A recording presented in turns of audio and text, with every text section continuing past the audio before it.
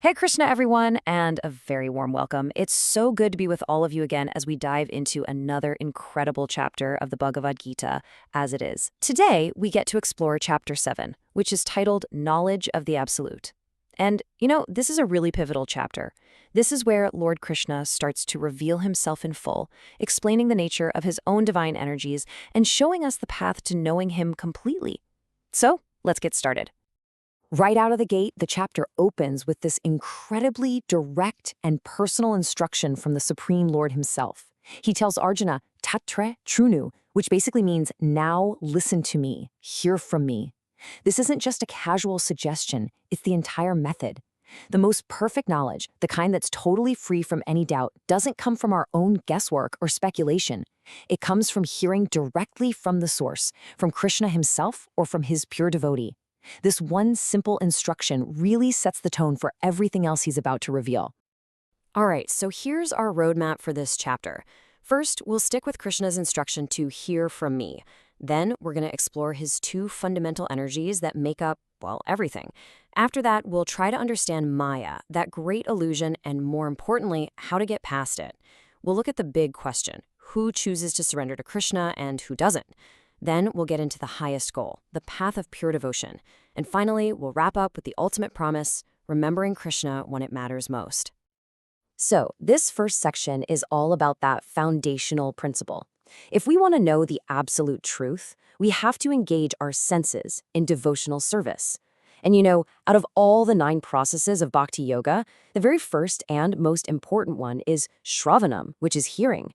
It all starts with this simple but incredibly profound act. This is just a beautiful summary of how this chapter connects to the last one. Remember, at the very end of chapter 6, Krishna said that the yogi who fixes his mind on him is the highest of all. Well, this chapter is basically the why. Krishna consciousness isn't just another path you can choose. It's the culmination of all yoga. It's the top rung of the ladder. By lovingly fixing our mind on Krishna, we can literally understand everything. The absolute truth, us living beings, the material world, all of it, completely. As Krishna promises, there's nothing left to be known after that. Okay, so building on that, Lord Krishna now breaks down the very fabric of reality for us by describing his 2 main energies. This is that phenomenal knowledge he promised to Arjuna, the actual constitution of the entire cosmos. So on the left here, you see the 8 elements of the Lord's inferior or material energy.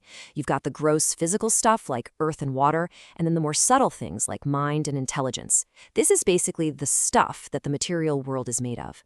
But then Krishna reveals something amazing. He says there is another superior energy. And guess what that is? It's us. We, the living entities, the Jiva Bhutam, the spirit souls. We are spiritual by nature, but right now we're caught up trying to control and enjoy the resources of this inferior material nature. This single distinction is absolutely key to understanding our real position. And what a perfect analogy to tie it all together. He is the ultimate source and the final resting place for both the spiritual and material worlds. You can just picture it, can't you? All these pearls, these entire universes just resting on that one thread. That thread is Lord Krishna, the underlying reality that supports all of existence. This one verse just powerfully dismantles any idea that the absolute truth is some impersonal force. Nope, the Supreme Person is the cause of all causes. Now that brings up a really good question. If Krishna is the source of everything and we're his spiritual energy, then why don't we see it that way? Why don't we perceive this reality? Well, the Lord explains this next by introducing his illusory energy, Maya. So Maya is described as Krishna's own divine energy.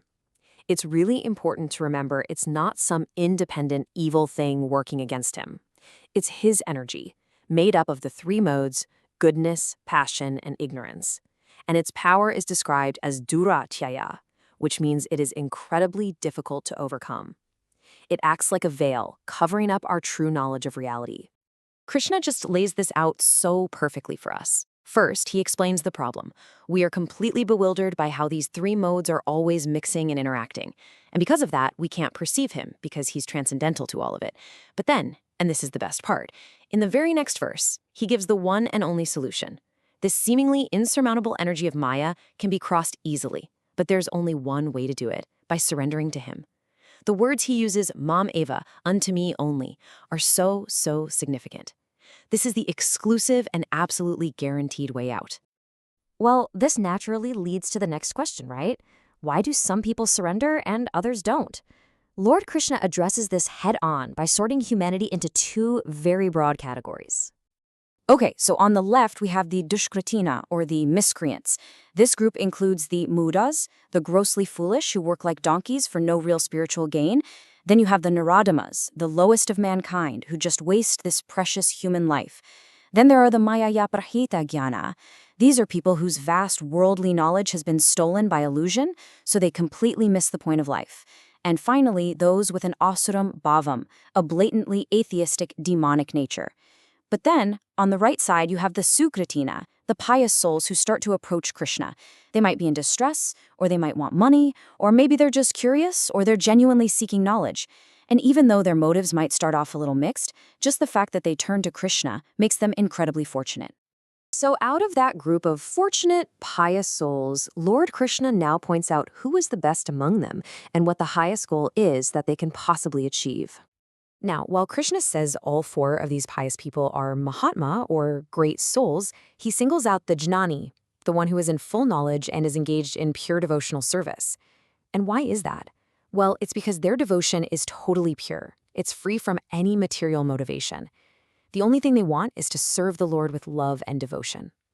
This purity creates this incredible, reciprocal relationship. And that's why Krishna says something amazing.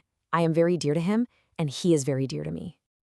This ultimate realization, Vasudeva Sarvam Iti, that Vasudeva, Krishna, is everything, is truly the perfection of all knowledge. And as this verse makes crystal clear, reaching this conclusion is no small thing. It comes after many births of spiritual practice and cultivation. A great soul like this, a true Mahatma, who fully surrenders in this way, is sudurlabha, which means very rare. Now, Krishna also talks about other kinds of worship just to make his supreme position absolutely clear. He explains that people whose intelligence has been stolen by material desires go and worship the demigods for quick, temporary results. And he doesn't mince words. He calls them alpa medasam, which literally means less intelligent. Why? Because the results they get are temporary, and their destination is just another temporary material planet. But in stark contrast, his devotees, the truly intelligent ones, achieve the highest and most perfect goal. They come to his supreme eternal abode. And that leads us right into the chapter's grand conclusion, where Lord Krishna reveals the ultimate benefit of having this knowledge of the Absolute. It's a beautiful and incredibly reassuring final promise. So, what's the payoff for this consciousness? Well, when a person acts piously and really takes refuge in Krishna, they become free from the delusion of duality, things like desire and hate. They start working for real liberation, freedom from the painful cycle of birth and death. A person in full Krishna consciousness comes to know him as the governing principle behind everything. And here it is, the ultimate perfection, the final promise of this knowledge. They can remember and understand the Supreme Lord even at that most critical moment, the time of death. And that ensures their return back home, back to the spiritual world. And so this incredible chapter leaves us with a really profound question to think about. As Srila Prabhupada often mentions in his purports, this human form of life is such a rare chance to get back our lost Krishna consciousness. This chapter gives us the complete picture of the absolute truth. So the question for all of us now is, how do we take this knowledge and really apply it? How do we fully use this life to attain the causeless mercy of the Supreme Lord? Something for all of us to really consider. Thank you all so much. Hare Krishna.